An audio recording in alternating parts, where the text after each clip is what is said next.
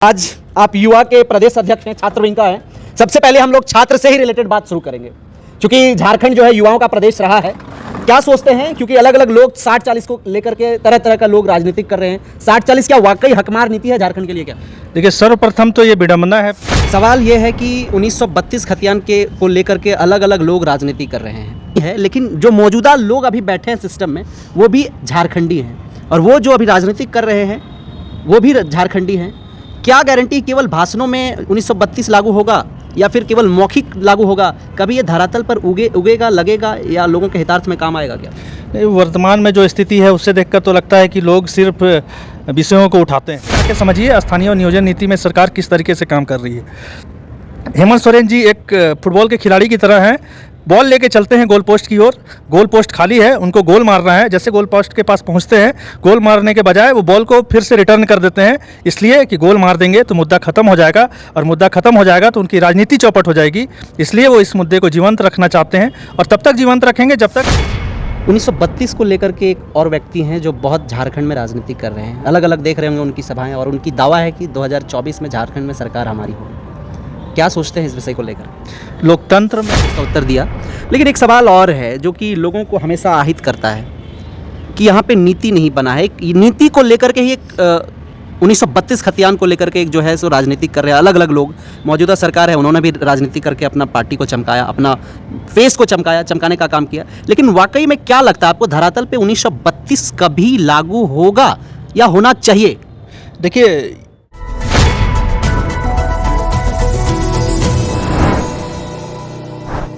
जोहार, नमस्कार। आज हमारे साथ आजसू पार्टी के युवा प्रदेश अध्यक्ष हमारे साथ मौजूद हैं, कुमार गौतम जी। सबसे पहले आपका बहुत बहुत स्वागत है। धन्यवाद, और आपके सभी दर्शकों को मेरी ओर से जोहार। आज आप युवा के प्रदेश अध्यक्ष हैं, छात्र विंग का है। सबसे पहले हम लोग छात्र से ही रिलेटेड बात शुरू करेंगे, क्योंकि झारखंड जो है युवाओं का प्रदेश रहा है। क्या सोचते हैं, क्योंकि अलग अलग लोग 60-40 को लेकर के तरह तरह का लोग राजनीतिक कर रहे हैं। 60-40 क्या वाकई हकमार नीति है झारखंड के लिए? क्या देखिए, सर्वप्रथम तो ये विडंबना है झारखंड की, जो एक में की युवा प्रदेश है, कि 23 साल बीत जाने के बाद भी यहाँ नियोजन नीति आज भी तय नहीं हो पाई है। अभी वर्तमान में जो सरकार 60-40 की नीति लेके आई है वो कहीं से भी युवाओं के हित में नहीं है। युवा मांग क्या रहे हैं? युवा तो यही मांग रहे हैं कि 3rd और 4th ग्रेड की नियुक्ति में उनका 100% स्थान सुनिश्चित हो। बाकी जो भी 2nd क्लास और 1st क्लास की नौकरियां हैं उसके लिए तो वो लड़ाई लड़ नहीं रहे हैं। वो लड़ाई लड़ रहे हैं 3rd ग्रेड की और 4th ग्रेड की। तो ये तो उनका अधिकार होना चाहिए, सरकार को इस ओर बढ़ना चाहिए, और उनके हक में 100% जो नियुक्तियाँ हैं वो आरक्षित करनी ही चाहिए। झारखंड सबसे ज़्यादा धनी प्रदेश रहा है, आप भी पता है, हमको भी पता है। जब झारखंड को अलग किया जा रहा था तब लोग, नेता मंत्री कहते थे कि झारखंड आने वाले 23 साल में सबसे धनी प्रदेश के काउंट लिस्ट में आएगा। लेकिन आज बिहार और झारखंड सबसे पिछड़ा राज्य में आता है। क्या वजह रहा है, क्या कारण रहा है? कोई बात करने वाला नहीं है इस पर। देखिए, जब तक यहाँ के नीति निर्धारण करने वाले लोग संवेदनशील होकर यहाँ के जनता को पृष्ठभूमि में रखते हुए किसी भी नीति को नहीं बनाएंगे, तब तक ये विडंबना झारखंड के साथ हमेशा से चली आ रही है, और ये आगे भी चलती रहेगी। इसके पीछे के कई सारे तर्क हैं, उसको आपको समझना पड़ेगा। अभी वर्तमान में हमारे युवा जो हैं, इसको शिक्षा के क्षेत्र में अगर हम लोग लेके चलें, शिक्षा एक मजबूत आधार होता है कि आप अपने राज्य के परिप्रेक्ष्य में कैसा नियम बनाएंगे, कैसे नीति बनाएंगे, कौन ऑफिसर होगा, कौन अधिकारी बनेगा, कौन किस फील्ड में जाएगा। वर्तमान स्थिति देखिए, झारखंड के में जितने भी स्कूल हैं उसके 40% विद्यालय तो ऐसे हैं जहाँ पे एक या उससे कम शिक्षक से स्कूल चल रहे हैं। जब आपका बेस ही कमज़ोर है, तो जब बेस कमज़ोर होगा तो उच्च शिक्षा भी कमज़ोर होगा, उच्च शिक्षा कमज़ोर होगा तो आपके लोग अधिकारी नहीं बन पाएंगे।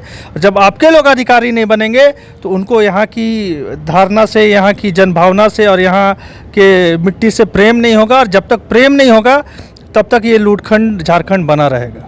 आप बहुत ही बेखूबी से और बेबाकी से आपने जो हमारा प्रश्न है उसका उत्तर दिया, लेकिन एक सवाल और है जो कि लोगों को हमेशा आहित करता है कि यहाँ पे नीति नहीं बना है। नीति को लेकर के ही एक 1932 खतियान को लेकर के एक जो है सो राजनीति कर रहे हैं अलग अलग लोग। मौजूदा सरकार है, उन्होंने भी राजनीति करके अपना पार्टी को चमकाया, अपना फेस को चमकाने का काम किया। लेकिन वाकई में क्या लगता है आपको, धरातल पे 1932 कभी लागू होगा या होना चाहिए? देखिए, इसके विषय में सटीक जानकारी तो संविधान के जानकार देंगे, लेकिन आजसू पार्टी मानती है कि 1932 है या खतियान आधारित स्थानीय और नियोजन नीति यहाँ की भावना से जुड़ा हुआ विषय है। वर्तमान में जो सरकार है उसके लिए भावना का नहीं, उसके लिए राजनीति का विषय है। तभी आप देखेंगे कि हेमंत सोरेन साहब जो राज्य के मुख्यमंत्री हैं, तो हम लोग अभी एक चलता है हमारे मन में कि हेमंत सोरेन जब जब डरते हैं तब तक 1932 की बात करते हैं। आप देखेंगे जब उनको डर था कि वो सत्ता में नहीं आ पाएंगे तो चुनावी मैनिफेस्टो में लेके आए कि हम 1932 लागू करेंगे, और उसके कुछ दिनों के बाद ही उनके सदन का बयान आप उठाइए, सदन के बयान में कहते हैं कि 32 लागू नहीं हो सकता है। फिर उनके पीछे उनकी सदस्यता जाने का उनको डर होता है, ईडी सीबीआई से उनको डर लगता है, तो उनको लगता है कि फिर से मुझे चुनाव में जाने की आवश्यकता पड़ेगी, तो फिर से एक दिवसीय सत्र बुलाते हैं और 32 का जो डुगडुगी बजाते हैं, और उसके बाद जब ये शांत हो जाता है तो फिर से वो इससे पल्ला झाड़ने की कोशिश करते हैं। मैं इसलिए बोल रहा हूँ कि पल्ला झाड़ने की कोशिश करते हैं क्योंकि किसी भी विधानसभा को, किसी भी सरकार को इतना अधिकार तो है कि वो स्वयं का स्थानीय और नियोजन नीति खुद बना सके। अगर आप उस स्थानीय और नियोजन नीति बनाने के लिए केंद्र पे डिपेंड हो जाएंगे तो आपका संबंध केंद्र के साथ कैसे हैं उस पर भी बहुत कुछ डिपेंड करेगा। कुल मिला के समझिए स्थानीय और नियोजन नीति में सरकार किस तरीके से काम कर रही है। हेमंत सोरेन जी एक फुटबॉल के खिलाड़ी की तरह हैं, बॉल लेके चलते हैं गोल पोस्ट की ओर, गोल पोस्ट खाली है, उनको गोल मारना है। जैसे गोल पोस्ट के पास पहुंचते हैं, गोल मारने के बजाय वो बॉल को फिर से रिटर्न कर देते हैं, इसलिए कि गोल मार देंगे तो मुद्दा ख़त्म हो जाएगा, और मुद्दा ख़त्म हो जाएगा तो उनकी राजनीति चौपट हो जाएगी। इसलिए वो इस मुद्दे को जीवंत रखना चाहते हैं, और तब तक जीवंत रखेंगे जब तक झामुमो का मूल बेस जो है वो 1932 की राजनीति है, इसलिए वो इसको सुलझाने का काम कभी करने वाले नहीं हैं। कुल मिला के मतलब वो नहीं सुलझा सकते। बिल्कुल कि आप लोग गठबंधन में हैं, बीजेपी आजसू, क्या एक युवा होने के नाते, एक युवा विंग के प्रदेश अध्यक्ष होने के नाते आपको लगता है आप लोग इसको आगे लेकर के जाएंगे? देखिए, हमारी पार्टी का विजन क्लियर है। हमने 1932 के मामले में पूर्व की सरकार को भी लिखित में और कई आंदोलनों के माध्यम से कहा है। हमने तो ये साफ साफ कहा है, और इकलौती आजसू पार्टी है जिसने 1932 का समर्थन लिखित रूप पे किया है। आज तक किसी पार्टी ने ऐसा काम करने का कोशिश भी नहीं किया। तो हम चाहते हैं कि देखिए, चीज़ें तब फंसती है ना जब आप लोगों को विश्वास में लेके नहीं चलते हैं। सर्वदलीय बैठक हो, उसमें सभी का विचार आए, उसमें कई विधि के जानकार लोग भी आए, एक संवैधानिक तरीके से स्थानीय और नियोजन नीति का निर्माण हो, तो आगे आपको कहीं भी समस्या नहीं आएगी, और आगे जो राज्य का भविष्य जो है वो सुरक्षित हो पाएगा। एक और आपसे सवाल होगा, सवाल ये थोड़ा सा पेचीदा सवाल टाइप करेंगे। जैसे आपके पास 10 नंबर है, और 10 नंबर हम दे रहे हैं आपको कि 10 नंबर में आपको 1 नंबर देना है, 2 नंबर देना है, 3 नंबर अपने अकॉर्डिंग आप देंगे कि हमारे जो मौजूदा अभी तक सरकार बने हैं यहाँ पे झारखंड में, और यह हेमंत हो चाहे बीजेपी के आप बाबूलाल मरांडी हो, अर्जुन मुंडा हो, अभी तक का सबसे बढ़िया कार्यकाल किनका रहा है और कौन कर अच्छा रहे हैं झारखंड में? किनको आप 1 नंबर देना चाहें, प्रथम नंबर, सेकंड नंबर किनको देना चाहेंगे? देखिए, यहाँ पे इस विषय में नंबर का खेल ना हो तो अच्छा है, चीज़ों को समझना होगा। 2000 से जब सरकार बनी तो किस तरीके से सरकार बनती थी और किस तरीके से गिरती थी। शुरू में हमेशा सरकारें रहीं वो अल्पमत में रहीं या फिर निर्दलीय विधायकों को लेकर सरकार बनती रही। कहीं ना कहीं उसमें ये भी हमेशा डर रहा कि सरकार कोई बड़ी निर्णय लेती है तो सरकार गिरेगी, उठेगी। फिर एक दौर आया जब आजसू पार्टी ने कुर्बानी दी और कम सीटों पे लड़ते हुए भी एक मजबूत सरकार देने के लिए, एक अस्थायी सरकार देने के लिए रघुवर जी को जनादेश मिला और एनडीयू को जनादेश मिला। उसके मुखिया बने रघुवर दास जी। आप देखेंगे उस कालखंड में सबसे ज़्यादा नौकरियां हुई, हर क्षेत्र में काम हुआ, और यहाँ की जो जनता थी उनमें भी एक संतोष था कि हाँ भाई काम हो रहा है। अलग बात है कि जो जनभावना थी उसके अनुरूप सरकार थी या ना थी, इसका निर्णय तो जनता को करना था। जनता ने जो उनको अच्छा लगा वो किया, जो अच्छा नहीं लगा वो नहीं किया। 1932 को लेकर के एक और व्यक्ति हैं जो बहुत झारखंड में राजनीति कर रहे हैं, अलग अलग देख रहे होंगे उनकी सभाएं, और उनकी दावा है कि 2024 में झारखंड में सरकार हमारी होगी। क्या सोचते हैं इस विषय को लेकर? लोकतंत्र में हर किसी को आंदोलन करने का, पार्टी बनाने का अधिकार है। आप इस विषय को इस तरीके से समझिए कि एक बगीचे में कई सारे पेड़ हैं, उसमें एक कोई नया पौधा आता है या लगता है या उगता है, तो जो बगीचे में आने जाने वाले लोग होते हैं उनका ध्यान उस ओर आकर्षित होता है। लोग उसकी सेवा करते हैं, उस पर पानी डालते हैं, उसका अच्छे तरीके से देखभाल करते हैं। लेकिन जब आपको अब ये देखना होगा कि जब आंधी आएगा, तूफान आएगा, तो वो पेड़ कैसे टिक पाएगा, वो पौधा जो है कैसे अपने आप को टिका के रख पाएगा। क्योंकि झारखंड वर्तमान में जो झारखंड की राजनीतिक स्थिति है, कई पेड़ पहले भी आए और कई उखड़ गए। जो लोग टिके हुए हैं वही रहेंगे और वही आगे चल के झारखंड के भविष्य के नीति निर्माता बनेंगे। सवाल ये है कि 1932 खतियान को लेकर के अलग अलग लोग राजनीति कर रहे हैं, और राजनीति करना कोई बड़ी बात नहीं है, लेकिन जो मौजूदा लोग अभी बैठे हैं सिस्टम में वो भी झारखंडी हैं, और वो जो अभी राजनीति कर रहे हैं वो भी झारखंडी हैं।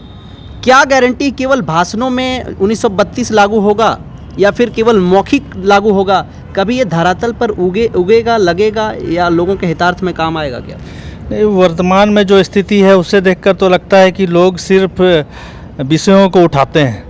हमारा तो मानना है कि राजनीति सकारात्मक होनी चाहिए। अगर आप विषयों को उठाते हैं तो उसके समाधान का रास्ता भी आपको बताना चाहिए, और अगर आपके पास समाधान का रास्ता नहीं है तो यही माना जाएगा कि आप भी जो है सिर्फ सत्ता तक पहुंचने के लिए इन मुद्दों का उपयोग कर रहे हैं। मतलब कहना यह है कि सत्ता तक पहुंचने के लिए ये मुद्दा उपयोग किया जा रहा है। देखिए, जब पहले माटी की बात होती थी, अब पार्टी बन गई है, तो कहीं ना कहीं महत्वाकांक्षा तो बढ़ी है ना।